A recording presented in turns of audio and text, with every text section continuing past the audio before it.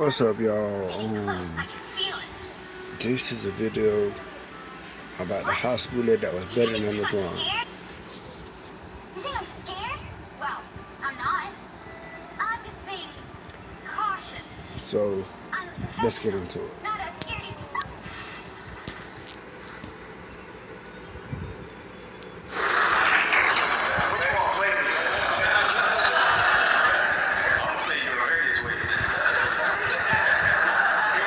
In the nation in 2001, ranked ahead of LeBron James, Carmelo Anthony, and Amari Stoudemire. Superstar, not the next Kobe Bryant. Lenny Cook was a 6'6" scoring and rebounding powerhouse that had no weaknesses. He could muscle you in the post and finish at the rim, and he had a knockdown three-point shot. But a number of bad decisions kept Lenny from ever playing a single minute in the NBA. How could the accepted #1 high school basketball player in the nation not even play 1 minute in the NBA? But first, I want to thank you guys for all the channel support recently. The channel just hit 24,000 subscribers. If you are new or been here for some time, thanks for coming through and supporting the. No more delay, so let's get right into the story of Lenny Cook. Lenny Cook was born in Atlantic City, New Jersey, and was the most dominant player in high school in the years 2000 and 2000. He was recognized across the country and especially in New York City.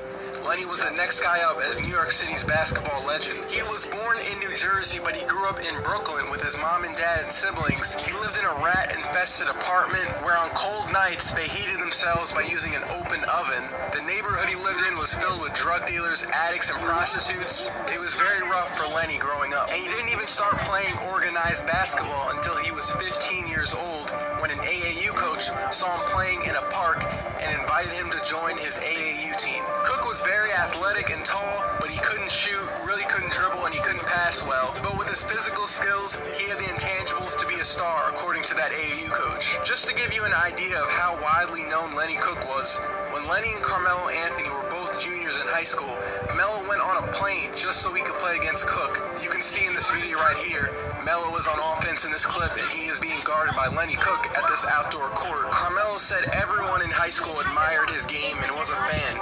Melo said it was his size, how strong he was, how he could pass the ball and play the point, kind of like Magic, I guess. He was really explosive. Joakim Noah grew up in New York City. He was a huge fan of Lenny Cook and loved going to his games because he was such a dominant force. He said in an interview, Lenny was really my hero because the way he could dominate a game was unbelievable to me. Lenny was a 6'6" combo guard who could do anything on the court. In his sophomore year, he averaged 30 points and 15 rebounds per game. McGrady, Isaiah Thomas, and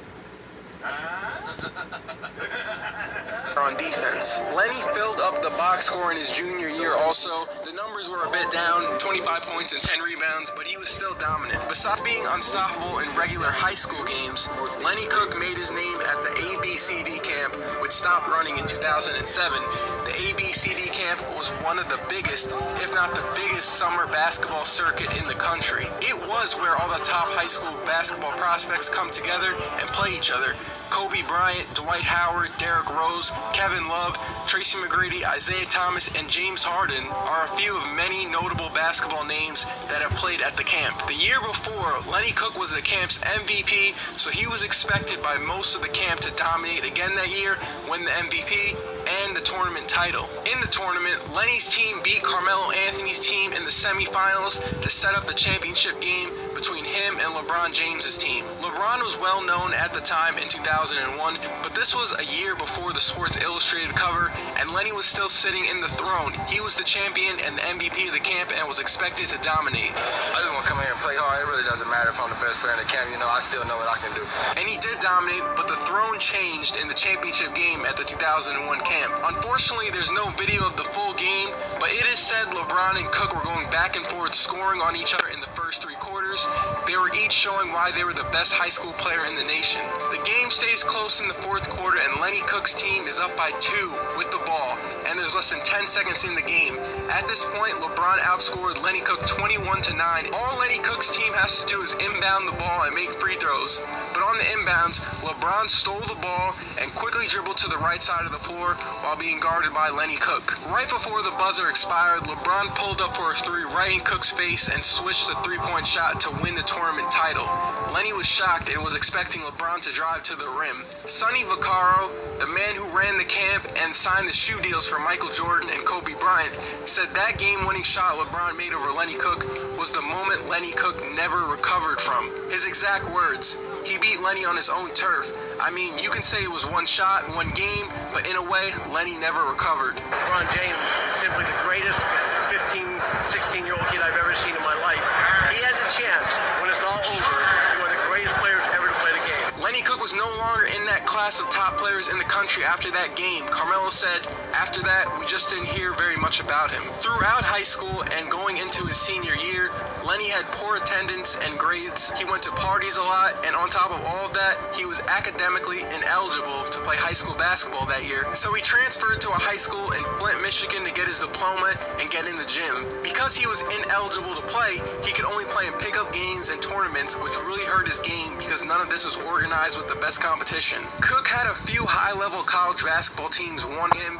He had offers from North Carolina and Ohio State, but he was seriously considering St. John's University because it was in New York City, which was close to his home in New Jersey. But he and his team of advisors decided on skipping college and going straight to the NBA. They spoke to a dozen of NBA teams that said they were seriously thinking about taking Lenny Cook in the 2002 NBA draft. 3 teams said that they wanted to take him in the first round. Cook thought it was the best move for him. The NBA was his childhood dream, and he thought he would be able to smoothly take that extra step to the league. Debbie Bortner, who was a secondary mom for Lenny Cook, she wanted him to go to one of those colleges, and Debbie was very disappointed with his decision. She said in an interview to a New York newspaper, "I tell the kids to use this sport to further your education, but the Sharks were circling Lenny, making promises they couldn't keep. He paid a very heavy price for their despicable behavior." But the draft did not go how Lenny Cook thought it would. Every team passed on him in the 2002 draft. Cook did not get signed onto a team that summer either. How does this happen? Well, for one, Cook did not show up to any pre-draft workouts when teams were calling him, and he admits that his arrogance was one of the many reasons why teams did not give him a shot. Plus, he injured his right big toe on the first day of a pre-draft camp, which basically eliminated his chances to impress NBA teams. In Eastern Conference, assistant coach said they didn't think he was good enough and that he should have used a few years of college. Whoever was advising him gave him bad advice. They did not like that he wasn't in organized basketball for some time.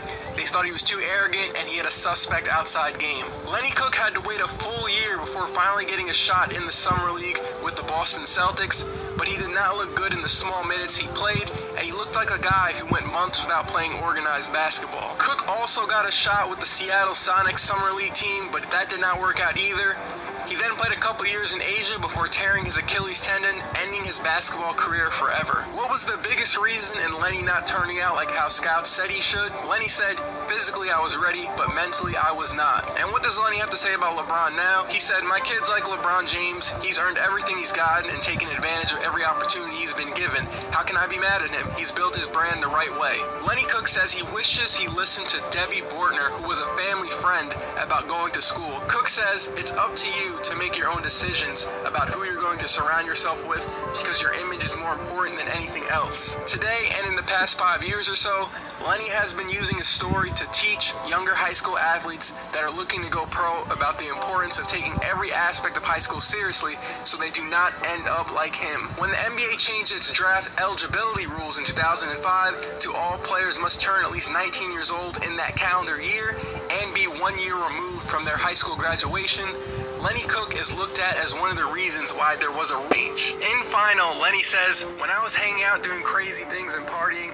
I was 16, 17 years old, and I was hanging out at clubs, and I didn't have no business being in there." And LeBron and Carmelo, they were in bed getting ready for school and getting ready for workouts next morning before class. And that is the story of Lenny Cook, the high school player who was once considered the top high school player in the nation. Definitely an interesting but tough story to read and learn about from when he was growing up. He grew up in a very rough neighborhood, and he didn't even start playing basketball until he was 15 years old. So what would have happened if he would have been able to, play basketball, organized basketball since he was like 7, 8 years old?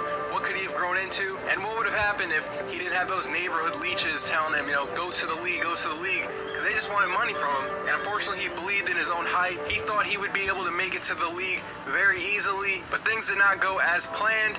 But at least he's using the situation now to teach and tell kids the story so they don't end up like him when he's 30 years old. Again, I want to thank you guys again for all the channel support. Recently, we're up to 24,000 subs. We're growing at a nice pace. So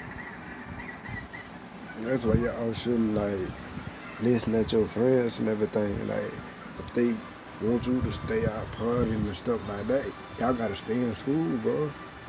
Especially me, I gotta stay in school too. Though. Look, stay in school.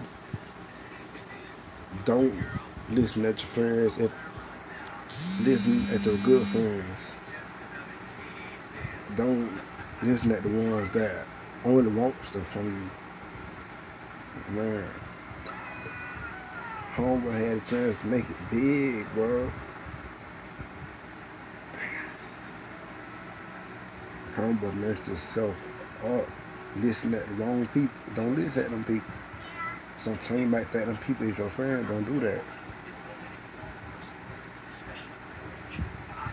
Listen at the only ones that care about you. Only ones that care about you. Listen to them people. Alright, y'all. Budget out.